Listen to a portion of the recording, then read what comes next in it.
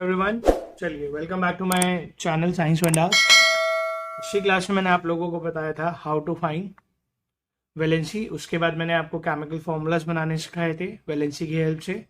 आज का last topic है हमारा मोल कॉन्सेप्ट। तो मोल कॉन्सेप्ट होता क्या है, चलिए इसे समझते हैं। बच्चे काफ़ी कंफ्यूज होते हैं इसमें। ये बहुत ईजी सा कंसेप्ट है और उसको समझना कोई डिफिकल्ट नहीं है, समझाते हैं। मोल कंसेप्ट बेसिकली एक वैल्यू होता है।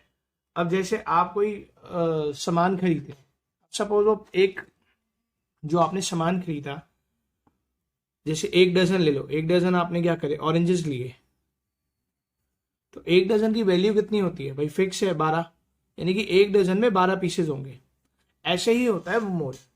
तो जो 1 मोल होता है उसमें बेसिकली कुछ पार्टिकल्स होते हैं। अब वो पार्टिकल्स की वैल्यू क्या होती है, तो जो मोल है ना उसमें ग्रुप ऑफ, देखो उसमें बेसिकली क्या होता है, जैसे हमारा 1 डजन ऑरेंजेस मैंने जो लिए उसमें 12 पीस है, यानी कि एक डजन की वैल्यू है 12।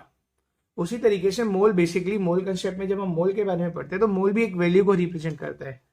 तो जो 1 मोल है, यानी कि जो मोल है उसकी वैल्यू होती है 6.022 इंटू 10⁻23 पार्टिकल्स। ठीक है, किसी भी सब्सटेंस के अंदर जो ग्रुप होगा कितना, 6.022 इंटू 10⁻23 पार्टिकल्स, वो एटम्स के भी हो सकते हैं, वो मॉलिक्यूल्स भी हो सकता है, या वो आयंस भी हो सकते हैं। तो यानी कि जो ग्रुप हुआ किसका, 6.022 इंटू 10⁻23 पार्टिकल्स, एटम भी बोल सकता हूँ, मॉलिक्यूल्स के भी हो सकते हैं, आयंस के भी, ऑफ अ सब्सटेंस, उसे बोलते हैं मोल ऑफ दैट सब्सटेंस। तो वो मोल होते हैं। तो इसका मतलब कि जो मोल है उसकी वैल्यू क्या होती है, 6.022 इंटू 10⁻23। और इसको एक स्पेशल नाम से रिप्रेजेंट किया जाता है जिसे बोलते हैं एवोगैड्रोस नंबर। क्या बोलते हैं, एवोगैड्रो नंबर। क्या बोलते हैं इसे, एवोगैड्रो नंबर। तो अब समझ आया, 1 मोल जो होता है वो किसके बराबर होता है, 6.022 इंटू 10⁻23।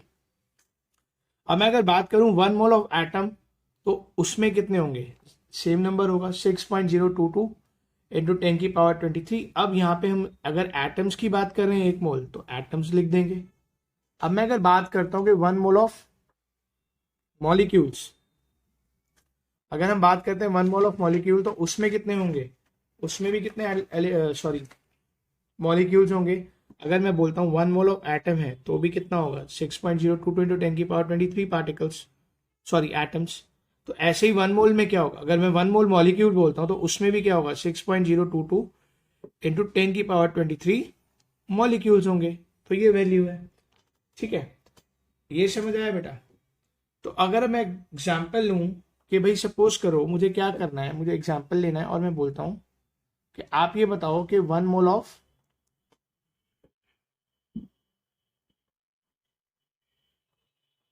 ऑक्सीजन में कितने एटम होंगे।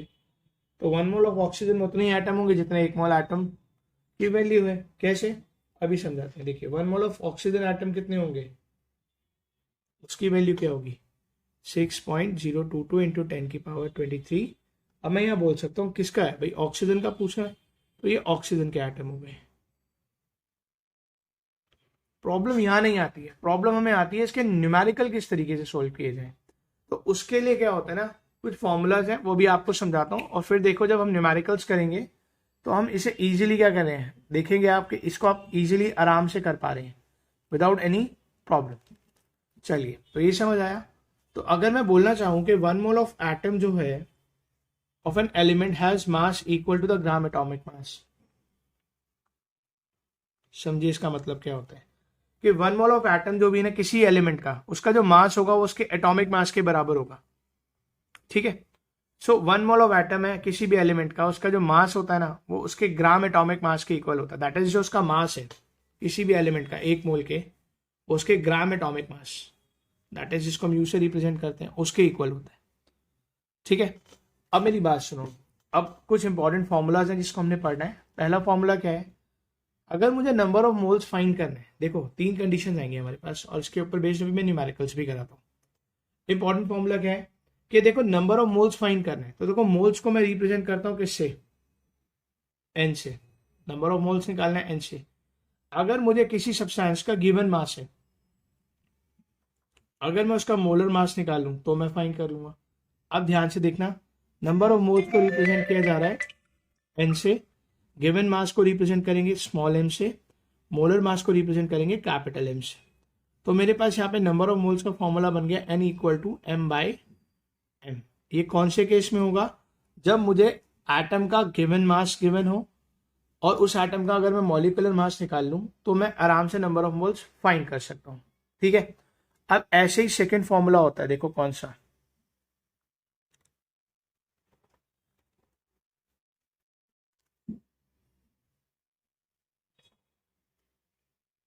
नंबर ऑफ मोल्स निकालना है जब पार्टिकल्स गिवन हो। अब मुझे नंबर ऑफ मोल्स निकालना है, सेकेंड फॉर्मूला। तो नंबर ऑफ पार्टिकल्स जब गिवन है तो इसको रिप्रेजेंट करते हैं कैपिटल एन से। तो जब नंबर ऑफ पार्टिकल्स दिए होंगे तो मैं उसको डिवाइड कर दूंगा सीधा सीधा एवोगेड्रो नंबर से। दैट इज एवोगेड्रो को मैं रिप्रेजेंट कर रहा हूं एन नॉट से।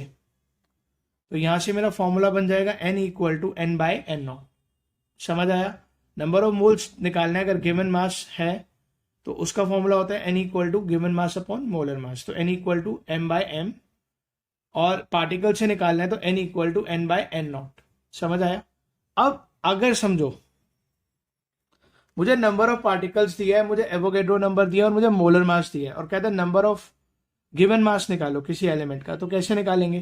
तो गिवन मास अपॉन मोलर मास को इक्वल टू में रख दो किसके? Number of particles upon Avogadro number के। अब मुझे क्या निकालना है भाई? गिवन मास निकालना है, तो इसको क्रॉस मल्टीप्लाई कर दूंगा। तो गिवन मास का फॉर्मूला क्या हो जाएगा? देखो, अगर मुझे गिवन मास निकालना है तो गिवन मास का फॉर्मूला क्या हो गया? एन क्या है? Given number of particles into molar mass upon Avogadro's numbers. Hopes आपको समझ आया? ठीक है, तीन ही फॉर्मूलाज है। नंबर ऑफ मोल्स निकालना है, गिवन मास होगा upon molar mass, N equal to N by M. Number of moles given है, गिवन नंबर ऑफ पार्टिकल्स है तो एवोगेड्रो नंबर से डिवाइड कर दो, आ जाएगा N equal to N by M. अगर मास निकालना है तो इसको निकाल सकते हैं, अगर पार्टिकल्स गिवन है, एवोगेड्रो नंबर गिवन है, मोलर मास, तो भी हम given mass easily find out कर सकते हैं। चलिए आगे बढ़ते हैं। अब मैं इसके कुछ क्वेश्चन आप लोगों को कराता हूं, आप लोगों को आसानी से समझ आ जाएगा। ठीक है, चलिए, होप्स आपको समझ आया है। आ जाइए,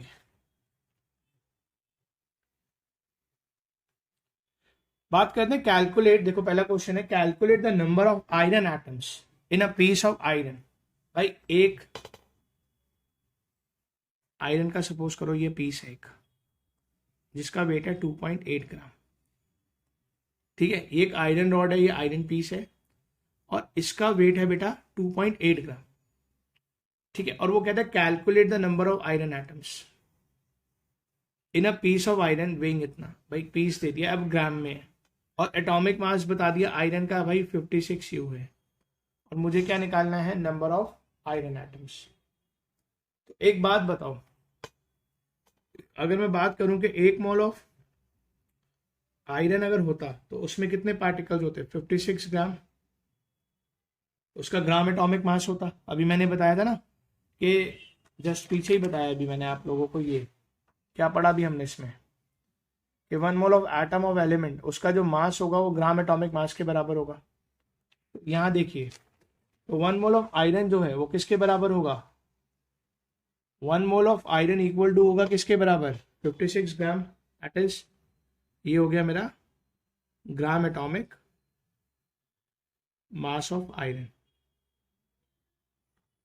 अब मुझे क्या निकालना है? Calculate the number of. अगर मेरा 1 मोल ऑफ आयरन इतना है तो 1 मोल की वैल्यू भी मैंने आपको बताई थी, क्या होता है? 6.022 इंटू 10 की पावर 23 एटम्स हो गए ना, यहाँ पे एटम्स हैं तो एटम्स में निकालना of iron. That is 1 mole of iron जो होगा वो इसके बराबर होगा। अब ये 1 मोल की वैल्यू कितनी है मेरी? 56। तो 56 ग्राम जो है मेरा वो बराबर है किसके? 6.22 इंटू 10 की पावर 23 के। तो मुझे बताना है भाई 2.8 ग्राम ऑफ आयरन में कितना होगा वेट। तो क्या करेंगे? इसको इससे डिवाइड कर देंगे और इसको इससे मल्टीप्लाई कर देंगे। 6.22 इंटू 10 की पावर 23 इंटू 2.8 अपॉन 56, ये हो गया। चलिए अब अगर आप इसे देखें ध्यान से, तो अगर मैं डेसिमल हटाऊं तो ये 2 जीरो ले आऊँगा 10 हो जाएगा, तो उसको करेंगे तो फिर 560 हो जाएगा। अब ये इसका 20 टाइम होता है, 28 टू सा 56, तो ये 20 हो गया। अब अगर इसको मैं चाहूँ तो ऐसे लिख सकता हूँ 2 इंटू 10 की पावर 1, 6.022 इंटू 10 की पावर 23, तो एक पावर यहाँ माइनस हो जाएगी और ये कितना हो जाएगा 3.011 इंटू 10 की पावर 22 एटम्स। कितना हो गया देखिए, मैं आपको यहाँ समझाता हूँ इसे। मैंने कुछ नहीं किया, 6.22 इंटू 10 की पावर 23 था, ये 20 है, ठीक है ना। मैंने इसको क्या करा, ऐसे ना लिख के मैंने 2 इंटू 10 लिख दिया। 2 इंटू 10 लिखा तो ये पावर 1 हो गई, ये ऊपर जाएगी माइनस हो जाएगी, तो 10 की पावर 22 हो गई। अब सिर्फ 2 से 6.022 को मैंने क्या किया, कैंसिल आउट कर दिया, तो ये आ गया। तो मेरा कितना आंसर आया कि 2.8 ग्राम ऑफ आयरन में कितना एटम्स होंगे, तो होंगे 3.011 इंटू 10 की पावर 22 एटम्स ऑफ आयरन होंगे। होप सो आपको समझ आया। चलिए आगे करते हैं नेक्स्ट क्वेश्चन। इसके बाद आप बुक के क्वेश्चंस प्रैक्टिस करेंगे, आपको समझ आ जाएगा। कहता है calculate the number of moles. अब मुझे यहाँ पे देखो, यहाँ पे तो मुझे मास निकालना है, तो मैंने सीधा पुट कर दिया भाई, अगर 1 मोल ऑफ आयरन का वेट इतना है ग्राम एटॉमिक मास में, तो 1 मोल इक्वल टू इसके बराबर होता है, दैट इज 52। अब इसकी जगह मैं ये लिख सकता था ना 56 ग्राम इसके बराबर है, तो 2.8 ग्राम का निकालना है, तो ये अपॉन में आ जाएगा और इसको मल्टीप्लाई कर देंगे, आंसर आ गया। अब नेक्स्ट क्वेश्चन में कहता है कि calculate the number of moles for the following. भाई 52 ग्राम ऑफ हीलियम है आपके पास। अब वो कहता है फाइंडिंग मोल फ्रॉम मास। अब ये क्वेश्चन पढ़ा है मैंने आपको कि जब फॉर्मूला बताया अभी मैंने इसके लिए, जब नंबर ऑफ मोल्स निकालना हो तो क्या होता है, गिवन मास अपॉन मोलर मास। ये क्या है अपना, ये मोल्स है।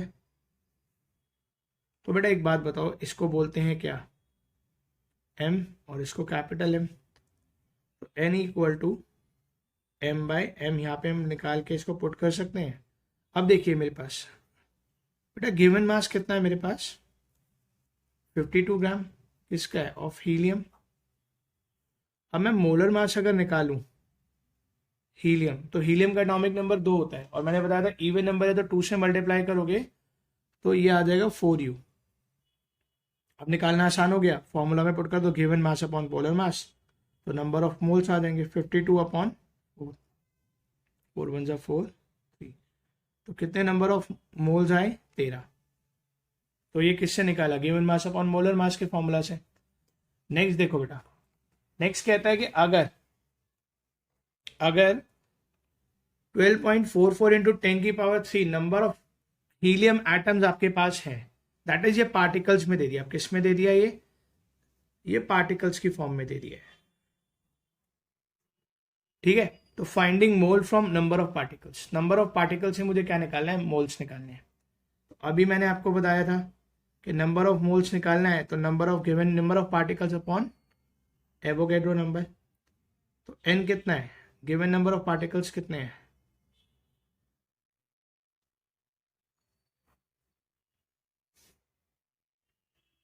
Six point two two into 10 की power 23।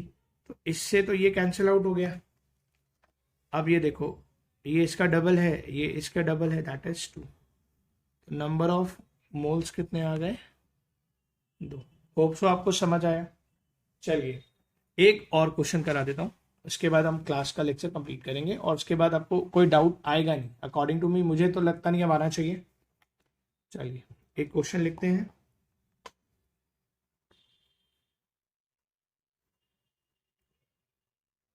Calculate the mass of 0.5 mole of N2 gas, nitrogen gas. तो बेटा एक बात सुनिए, अब मुझे क्या करना है, मास निकालना है।